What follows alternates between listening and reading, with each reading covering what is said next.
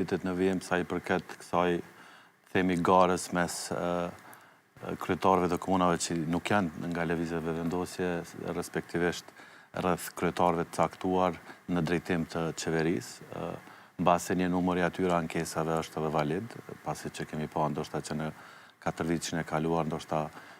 disa komuna deri në një mos, ndoshta edhe në anashkaluar nga qeverisja sa i përket investimeve në projekte më të mëdha zhvillimore. Për fat keq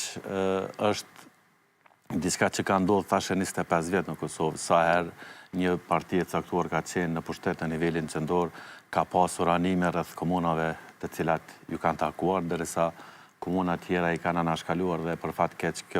ky trend vazhdoi edhe me qeverisjen e vendosjes. Është diçka që shpresojmë që herdokur do të ndalet. Mendoj që ndoshta viktima më e madhe e kësaj ka qenë vetë kryeqyteti. Kemi pa edhe qysh në ditët e para ndoshta të kryetarit Rama kemi pa ankesa rreth qeverisjes, mirë po dhe në të kaluarën kur ndoshta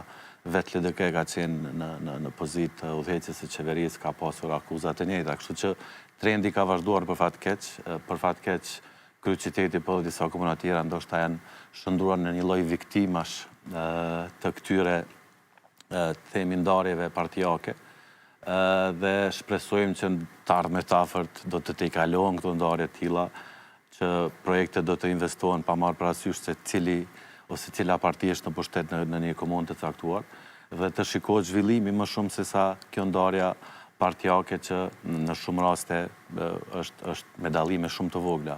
Në anën tjetër duhet ta dimë që në shumë komuna ndoshta kemi edhe bashkëqeverisje, nuk kemi qeverisje të vetme nga një parti, kështu që shpresojmë që do të ketë sa më pak probleme të tilla, mirë po ndoshta në raste të caktuara ndoshta komunat po e shfrytëzojnë se një arsyetim të shtesë për t'i arsyetuar votuesjen e tyre, sepse ndoshta nuk kanë arritur sukseset që i ka pretenduar gjatë fushatës së kaluar.